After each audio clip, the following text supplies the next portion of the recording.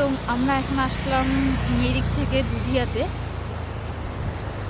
আর দুধিয়াতে কি হয়েছে দেখো, এখন ফেব্রুয়ারি মান্থ চলতেছে, এখনই মানে দুধিয়াতে জল নেই।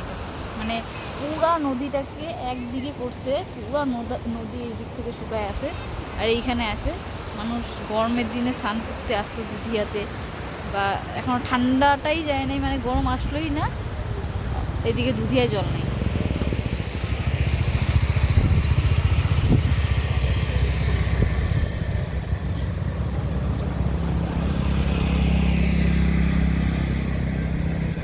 আর নদীটাকে একদিকেই ঘুরে দিছে, তাও জল নেই এই জায়গায়। যারা যারা এবার মনে হচ্ছে ভাবতেছো যে গরমে দুধিয়ায় স্নান করবো, তাদের মনে হয় আশাই থেকে যাবে।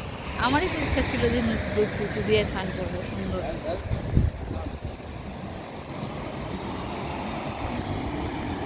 দেখো জলই নেই না, এইখানে ঠিক লাগতেছে যে জল আছে, অনেকটাই আছে। দেখো, ও ডিপ আছে, দেখছো ডিপ আছে, ওই যে এই যে দেখছো, এটা অনেকটা ডিপ, মানে ডিপ আছে, জল আছে, ডিপ আছে, মানে এপার থেকে ওপার যাওয়া মুশকিল আছে না, ওইখান থেকে যাওয়া যাবে, কিন্তু পাথর দিয়ে যাওয়া যাবে না, পাথর পুরো পিছলে আছে না, পুরো চেঞ্জ হয়ে গেছে, যেমন লুকটাই চেঞ্জ না, দুধিয়ার লুকটাই চেঞ্জ হয়ে গেছে নদীটার। মানে এই এতটা তো এটা তো একটা আলাদা উঁচা জায়গাটা ছিল না, এই যে ওইটা ছিল মেন এটা ছিল না, এইখানেও একটা ছিল, এইখানেও কয়েকটা বড় বড় পাথর টাথর ছিল, ওই পাথরটা মনে হয় ওখানেই ছিল, বুঝলা, ওই পাথরটা, বড় পাথরটা, এখানে এক দুইটা বড় পাথর ছিল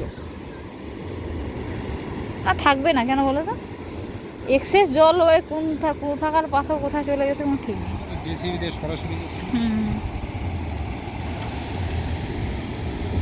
মানে দুধিয়া নদীটা এতটা বড় হয়েছে, মনে হচ্ছে কি এখন এইগুলাতে পিকনিক করতে পারবে।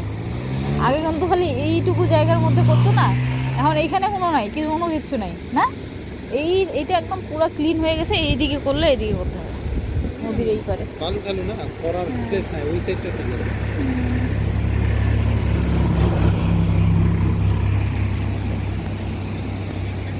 এটা আবার হবে না, আরেকবার বন্যা আসবে, তারপর আমি ওই সাইডটা একবার, এই সাইডটা একবার দেখাই দিই আপনাদের। ওই জায়গাটা দারুণ লাগে, এই জায়গাটা দারুণ লাগে, ওখানে যে সাউন্ডটা না, পুরো নদী শুকায় আছে। Look at this river.